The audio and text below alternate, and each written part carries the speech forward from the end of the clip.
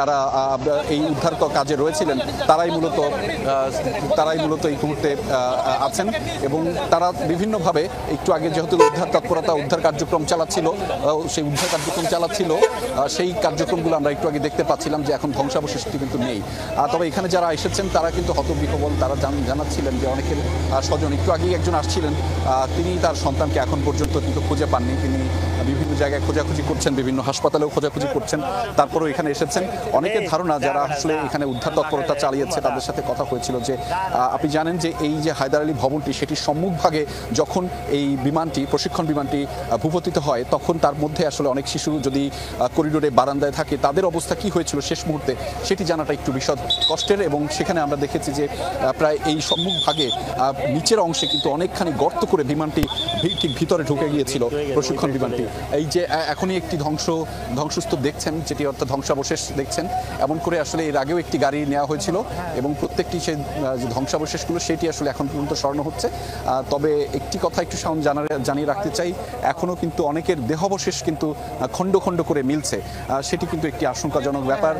ফলে সেখানে এখনও ফায়ার সার্ভিসের কর্মীরা তারা মূলত সেই যে উদ্ধার কার্যক্রম বা তৎপরতা সেটি সেই যে দুর্ঘটনাস্থল তারা চারপাশের আশেপাশে দেখছিলাম। আপনি যদি এই দ্বিতল ভবনটি দেখেন, দোতলা ভবনটি, মধ্যের অংশ থেকে ডান পাশে এবং বাম পাশে উভয় অংশেই 3 থেকে 4টি ক্লাস কিন্তু খুবই ক্ষতিগ্রস্ত হয়েছে এবং সেখানে আমরা মোবাইলে ধারণকৃত কিছু ছবি দেখছিলাম। এত বিভৎস সাউন্ড, এত কোমলমতি শিক্ষার্থীদের যে দেহাবশেষ সেগুলো যেভাবে ঝুলছিল সেটি আসলে বর্ণনাতীত। এবং এই অবস্থায় এখানে যারা উদ্ধারকর্মীরা রয়েছেন তারাও কিন্তু অনেকটা বেগ পেতে হয়েছেন। আপনি বুঝছেন যে তারা আসলে তাদের মতো করে যে সেই নিজেদের আবেগের জায়গাটিকে নিয়ন্ত্রণ করে তাদের সেই উদ্ধার কার্যক্রমটি আসলে তারা সম্পন্ন করছেন। তবে এইখানে অনেকেই কিন্তু প্রশ্ন তুলেছেন যে বিভিন্নভাবে যে এই বিমানটি অর্থাৎ প্রশিক্ষণ বিমানটির যে ধরনের ইঞ্জিন থাকার কথা সেটি অনেকেই বলছেন যে এত পুরনো, সেটি হয়তো কোনো ধরনের একটি বিপদকে ডেকে আনলো কিনা সেটিও নীতি নির্ধারকের সরকারি যারা নীতি নির্ধারণী পর্যায়ে রয়েছে তাদেরকে আরও পরীক্ষা নিরীক্ষা করে জানাতে বলা হয়েছে। এবং একই সাথে একটু আগেই কিন্তু শিক্ষা উপদেষ্টা কিন্তু গণমাধ্যমে কথা বলছিলেন। তিনি জানাচ্ছিলেন যে খুব শীঘ্রই এই যে উদ্ভূত পরিস্থিতি তৈরি হচ্ছে সেটি নিরসনের একটি তদন্ত কমিটি এবং যারা ক্ষতিগ্রস্ত হয়েছে তাদের সহায়তার ব্যাপারে সরকারের কাছ থেকে একটি আশ্বাস বা প্রতিশ্রুতি যে কোনোভাবেই সেটি দেওয়া হবে। তারা সেটি সম্মিলিতভাবে সিদ্ধান্ত নিয়ে সেটি আসলে সম্পন্ন করবেন। একই সাথে স্থানীয়দের একটি অভিযোগ যে স্থানীয়রা বিভিন্নভাবে বার্তা দিচ্ছিলেন যে মূলত এখানে যারা আহত হয়েছেন তাদেরকে তারা এখনো পর্যন্ত যারা চিকিৎসার জন্য লড়ছেন তাদের সহায়তার জন্য বিভিন্ন ধরনের রক্তের প্রয়োজন, বিশেষ করে নেগেটিভ গ্রুপের রক্ত, সেটি আসলে পুরো বাংলাদেশের বা ঢাকায় যারা রয়েছেন তারা নিকটস্থ হাসপাতাল এই দুর্ঘটনাস্থলের কাছ থেকে বিশেষ করে উত্তরা আধুনিক হাসপাতাল এবং বাংলাদেশ মেডিকেল কলেজ হাসপাতাল, মনসুর মেডিকেল কলেজ হাসপাতাল, সেই হাসপাতালগুলোতে রক্ত সরবরাহটা যেন অব্যাহত রাখে সেটিও একটি বিষয়। এবং একই সাথে বলা হচ্ছে যে ঢাকা মেডিকেল কলেজ এবং বার্ন ইনস্টিটিউটেও যে চিকিৎসা সেবা চলছে সেটির জন্য অব্যাহত রাখতে সকলের সহযোগিতা প্রয়োজন, সে কথাই কিন্তু তারা মূলত বলছেন। এবং সেই বলার ক্ষেত্রেই যে মূলত আরও হয়তো এই যে উদ্ধার কার্যক্রম এখানে পরীক্ষা নিরীক্ষা করে আরও বেশ কিছুক্ষণ ধরে চালানো হবে, সেই তথ্যগুলো নিশ্চয়ই আপনাদেরকে আমরা আরও গভীরভাবে বিশদভাবে জানিয়ে দিতে পারবো। এবং উদ্ধার তৎপরটি শেষ হলে, সম্মিলিত কার্যক্রমের মাধ্যমে উদ্ধার তৎপরটি শেষ হলে আমরা নিশ্চয়ই সেটি আপনাদেরকে জানিয়ে দিতে পারবো। শাওন, নিশ্চয়ই তাই রেজা, ধন্যবাদ আপনাকে। পোড়া দেহে বাঁচার আকুতি আর কান্নার রোল হাসপাতাল চত্বরে। বেশি দগ্ধ যারা তাদেরকে নেওয়া হয়েছে জাতীয় বার্ন ইনস্টিটিউটে।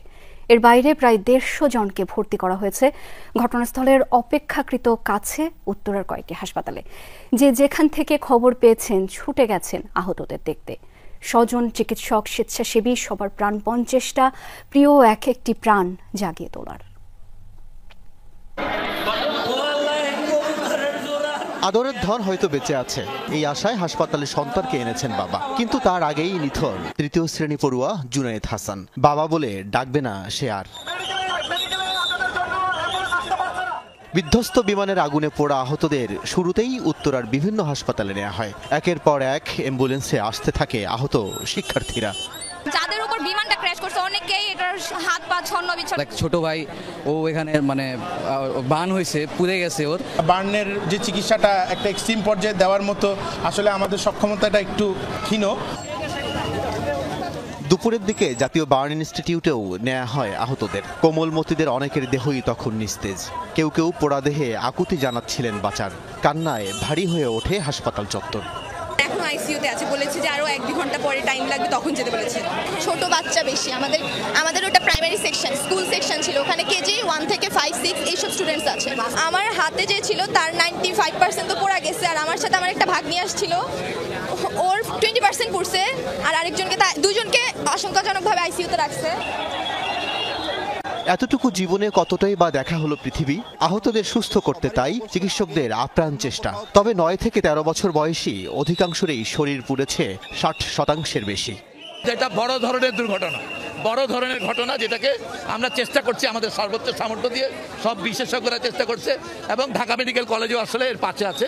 এরপর থেকে ঢাকা মেডিকেল জয়েন করবে। কুয়েত মৈত্রী হাসপাতাল, সিএমএইচ, কুর্মিটোলা হাসপাতাল, ক্রিসেন্ট হাসপাতাল সহ 7টি হাসপাতালে আহত হয়ে চিকিৎসা নিচ্ছেন প্রায় 200 জন। আল আমিন হক, যমুনা নিউজ, ঢাকা। দর্শক, বাংলাদেশ বিমান বাহিনীর সাবেক জ্যেষ্ঠ কর্মকর্তা অবসরপ্রাপ্ত এয়ার কমান্ডার ইশফাক ইলাহি চৌধুরী এখন সরাসরি যুক্ত হচ্ছেন আমাদের সঙ্গে। জনাব ইশফাক ইলাহি চৌধুরী, আপনার কাছে দুটি প্রশ্ন আছে। আমাদের স্মরণকালের ইতিহাসের ভয়াবহ একটি দুর্ঘটনা, এই ধরনের দুর্ঘটনার কারণ কি হতে পারে? দুর্ঘটনার কারণ তো তদন্ত করেই পাওয়া যাবে, কিন্তু এটা অত্যন্ত দুঃখজনক যে টেক অফ করার পরে পরেই অ্যাক্সিডেন্টটা হয়েছে, এবং একটা যেটা গুড়িয়ামের শহর এলাকার মধ্যেই হয়েছে। কারণ আমাদের বিমান বন্দরটাই এখন চারিদিকে মানে ঘন বসতিপূর্ণ এলাকার মধ্যে, সুতরাং যদি টেক অফ করার পরে পরেই কোনো ধরনের ইমার্জেন্সি হয়, এবং সেটা তো একটা, এবং আরো এটা যেটা আরো দুর্ঘটনা হলো যে স্কুলের উপরে গিয়ে পড়েছে, যেখানে অনেক ছাত্রছাত্রী একসঙ্গে ছিল। তো এটা আমাদের দুর্ঘটনায়, কিন্তু যে কি কারণে এটা হলো সেটা তদন্ত সাপেক্ষে জানা যাবে। কিন্তু এই মুহূর্তে আমার যা মনে হয় সেটা কোনো একটা মেকানিক্যাল বা ইলেকট্রিক্যাল কিছু একটা ফেলিয়ার হতে পারে, কিন্তু এটা সম্বন্ধে কোনো এই মুহূর্তে তদন্ত না হওয়া পর্যন্ত আমি বলতে পারবো না। জনাব ইশফাক ইলাহি চৌধুরী, ঢাকার মতো ঘন বসতিপূর্ণ এলাকায় এমন প্রশিক্ষণ চলার যৌক্তিকতা নিয়ে অনেকেরই প্রশ্ন রয়েছে। আপনি কি মনে করেন প্রশিক্ষণ তো লোকালয় থেকে দূরে হওয়া উচিত, তাই নয় কি? এখানে তো প্রশিক্ষণ কিছু করছিল না, সে টেক অফ করছিল।